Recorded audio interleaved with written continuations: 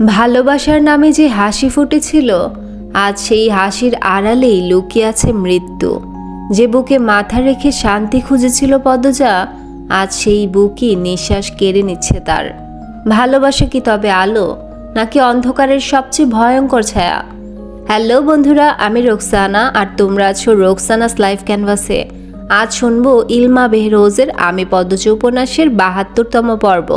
চলো ডুবে যাই পদ্মজার সেই গল্পে, যেখানে ভালোবাসা আর যন্ত্রণা একে অপরকে ছিন্ন ভিন্ন করে দেয়।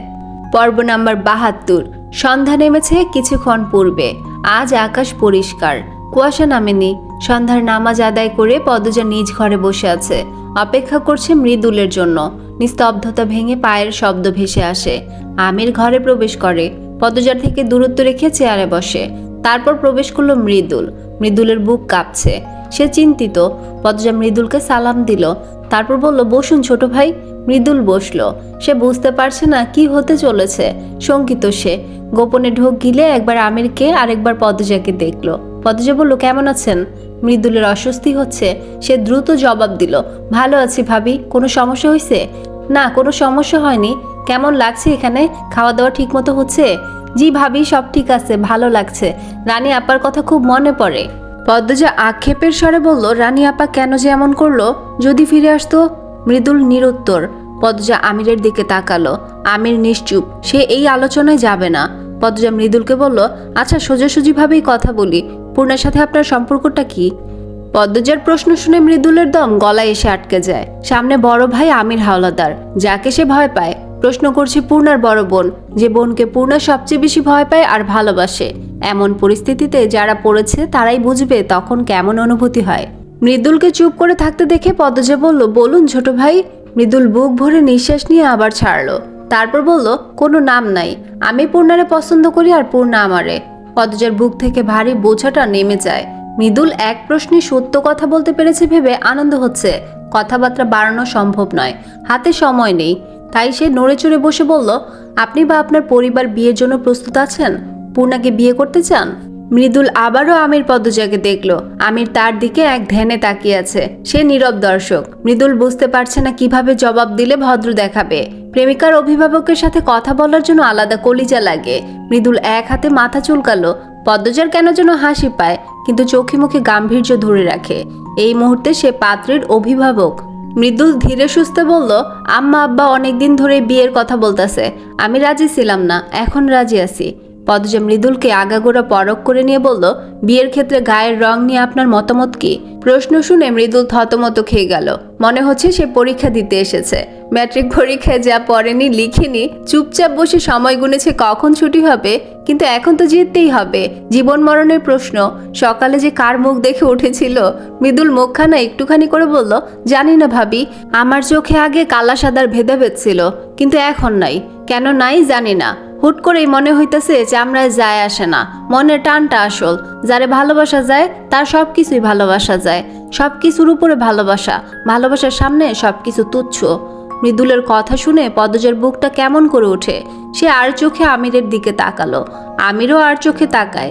দুজনের চোখাচোখি হতেই আমির উঠে চলে যায়। মৃদুল ভ্যাবাচ্যাকা খেয়ে গেল। বলল, ভাবি ভুল কিছু কইছি? ভাই রাগ কইরা চলে গেল? পদ্মজার লুকানো যন্ত্রণা হজম করে নিয়ে বলল, ভালো কথা বলেছেন, আমি কথা বাড়াবো না। পূর্ণাকে বিয়ে করতে ইচ্ছুক হলে দ্রুত নিজের বাড়ি ফিরে যান, অভিভাবক নিয়ে আসুন, আমি আমার বোনকে বিয়ে দেব। আপনার পরিবার রাজি থাকলে আমার আপত্তি নেই। আমার বোন আমার দায়িত্ব। আমি চাই না সে বিবাহ বহির্ভূত সম্পর্কে দীর্ঘদিন থাকুক। আশা করি দ্রুত সবকিছু হবে। মৃদুল খুব অবাক হয়। সে ভেবেছিল পদ্মজা রাজি হবে না, তাকে রাজি করাতে অনেক কাঠখড় পুরাতে হবে। কিন্তু পদ্মজা তো রাজি। মৃদুলের নিজেকে সৌভাগ্যবান মনে হতে থাকে। সকালে কোন সৌভাগ্যবানের মুখ দেখে উঠেছিল মনে করতে পারলে সে তাকে একটা খাসি দিবে বলে ভাবে। মৃদুল চট করে চেয়ার ছেড়ে উঠে পদ্মজাকে সালাম করতে ঝুঁকলো। পদ্মজা আকস্মিক ঘটনায় হতভম্ব হয়ে যায়। সে দ্রুত বিছানার উপর পা তুলে ফেললো আর বলল, আস্তাগফিরুল্লাহ, ছোট ভাই আপনি আমার বড়। মৃদুল আনন্দে আত্মহারা। তার মধ্যে প্রবল উত্তেজনা কাজ করছে। কি করবে না করবে বুঝে উঠতে পারছে না। এত দ্রুত হুট করে এমন সুন্দর প্রস্তাব পাবে সে ভাবেনি। ঠোঁটে হাসি রেখে বলল, আমি শনিবারই বাড়ি যাবো, রবিবার আম্মা আব্বারে নিয়ে আসবো, আপনি চিন্তা করেন না। মৃদুলের নিঃশ্বাস শোনা যাচ্ছে। সে ভীষণ উত্তেজিত বোঝাই যাচ্ছে। পদ্মজা পানি খেতে বলল। মৃদুল পানি পান করে, তারপর বলল, আসি ভাবি, যান, আল্লাহ আপনার ভালো করুক। মৃদুল তাড়াহুড়ো পায়ে বেরিয়ে যায়। পদ্মজা হাসে। মৃদুল একদম পূর্ণার মতো ছটফটে চঞ্চল। আমির জানালার ধারে দাঁড়িয়েছিল। পদ্মজাকে হাসতে দেখে তার ঠোঁটে হাসি ফুটে ওঠে। ধীর পায়ে জায়গা ত্যাগ করে বারান্দার গ্রিল ধরে দাঁড়ায়। দূর আকাশে চোখ রেখে কি যেন ভাবে। তখন রিদওয়ান আসে। আমিরকে জানায় শুক্রবারে সমাবেশ হচ্ছে না। আমির প্রশ্ন করলো, কেন? শীতের কাপড় এখনো আসেনি। কাল দিন পরশু শুক্রবার। আব্বার কাজই এমন। ভাগ্য ভালো গ্রামবাসীকে আগে দাওয়াত দেওয়া হয়নি, শুধু চেয়ারম্যানদের দেওয়া হয়েছিল। সমাবেশ যে হচ্ছে না তাদের জানানো হয়েছে? হয়েছে। তুই কি আমার সাথে বের হবি? আমি অন্যদিকে যাব। রাতের ঘটনা শুনলাম। আরবিদের লাশটা কি করা হয়েছে? যা করা হয় তাই করা হয়েছে। বাঁচানোর চেষ্টা করা হয়েছিল, অতিরিক্ত রক্তক্ষরণের জন্য সম্ভব হয়নি। আমি ঘুমে না থাকলে এমন কিছুই হতো না। আমিরের মেজাজ বিগড়ে যায়। বলো, তো ঘুমালি কেন? তুই বইয়ের প্রতি দরদ দেখিয়ে আমাদের দলের একজন বিশ্বস্ত শক্তিশালীকে হারালি। আমির কিছু বলল না। রিদওয়ান বলল, পদ্মজার বুকেও ডর ভয় নাই, সব তোর দোষ। আমির ক্রোধ নিয়ে বলল, আমার সাথে গলা উঁচিয়ে কথা বলবি না। কি করবি? মারবি? মার। আমির দাঁতে দাঁত লাগিয়ে কিরবির করে বলল, রিদওয়ান, মুখ নিয়ন্ত্রণ কর, নয়তো বিছানায় না সোজা কবরে যাবি। পুরনো প্রতিশোধ নিয়ে নেব। রিদওয়ান আমিরের দিকে অগ্নিদৃষ্টি ছুড়ে দিয়ে চলে যায়। আমির গ্রিল খামচে ধরে। তার কপাল থেকে ঘাম ঝরতে থাকে। রেগে গেলেই তার কপাল ঘামে। ফরিনার ঘর অন্ধকারে ডুবে আছে। মজিদ হাওলাদার আলাদা থাকেন। পদ্মজা ঘরে ঢুকে আগে হারিকেন জ্বালালো। বিছানার এক কোণে রেখে ফরিনার পাশে বসলো। ফরিনা ঘুমাচ্ছেন, নিঃশ্বাস নিচ্ছেন ঘন ঘন। দেখে মনে হচ্ছে কেউ রুহুর গলা চেপে ধরে রেখেছে। ফরিনা নিঃশ্বাস নেওয়ার জন্য ছটফট করছেন। পদ্মজার বুকটা ব্যথায় ভরে ওঠে। সে ফরিনার চুলে বিলি কেটে দেয়। আরেক হাতে ফরিনার এক হাত শক্ত করে ধরে। হাত দুটো নিস্তেজ, নরম, যেন মরে গেছে। পদ্মজার কষ্ট হয়। মনে পড়ে প্রথম হাওলাদার বাড়িতে প্রবেশ করার কথা। কত মানুষ ছিল। লাবণ্য বিলেত পড়তে চলে গেল। শুনেছে লাবণ্য বিলেতের এক ছেলেকে বিয়ে করতে চলেছে। আমির অনুমতি দিয়েছে। ফরিনা কষ্ট পেয়েছেন। রানিয়াপা কোথায় চলে গেল কে জানে। কষ্টের পরিমাণ কতটা বেশি হলে একটা মানুষ এভাবে হারিয়ে যায়। মদনকে আজ সারাদিন দেখা যায়নি। কোথায় সে? ফরিনা চোখ খুললেন। পদ্মজাকে দেখে মৃদু হাসলেন। পদ্মজা বলল, কেমন আছেন আম্মা? কোথায় কষ্ট হচ্ছে? ফরিনা পদ্মজার এক হাত ধরে বলল, তুমি আইসো মা? আসছি আম্মা, কিছু লাগবে? ফরিনার কথা বলতে খুব কষ্ট হয়। সারা শরীরে আগুন পুরানো জ্বালা পোড়া। ঘরটাকে মৃত্যুপুরী মনে হয়। পৃথিবী তাকে আর রাখতে চাইছে না। ঠেলে যেন সরিয়ে দিচ্ছে অজানা জগতে। তিনি সময় নিয়ে বললেন, কিছু লাগবো না মা, তুমি আমার ধারে থাহো। পদ্মজা ফরিনার মাথায় হাত বুলিয়ে দিয়ে বলল, আছি আম্মা, আছি আমি। ফরিনা হারিকেনের নিভু আলোয় পুরো ঘরটাকে দেখলেন। পদ্মজাকে দেখলেন। আচমকা ডান পা বিরতিহীন কাঁপতে থাকে। তিনি পদ্মজার শাড়ি খামচে ধরে ভয়ার্ত স্বরে বললেন, আমার নিয়ে যাইতেছে, আমার ধরো পদ্মজা, আমার ধরো, আমার নিয়ে যাইতেছে, যা যা এখান থেকে যা। তিনি কাঁদতে থাকেন। পদ্মজা ভয় পেয়ে যায়। এক হাতে ফরিনার ডান পা চেপে ধরে।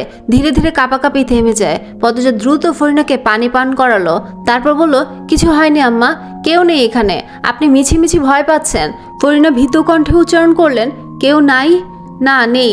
ঘুমানোর চেষ্টা করুন আম্মা। ফরিনা পদ্মজার দুই হাত আঁকড়ে ধরে চোখ বুঝছেন। পদ্মজা ছাড়া মানুষটার কেউ নেই।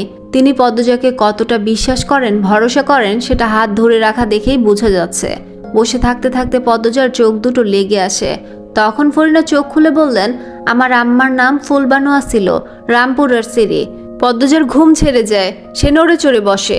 আরও একটি জীবনের গোপন অধ্যায়ের সাক্ষী হতে চলেছে পদ্মজা। ফরিনার চোখের দৃষ্টি ছাদে। তারা দুজন ছাড়া কোথাও কেউ নেই।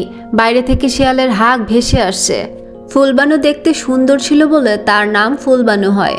ফুলবানুর মা মারা যায় যখন ফুলবানুর বয়স 6। বাবার আদরেই বড় হয়।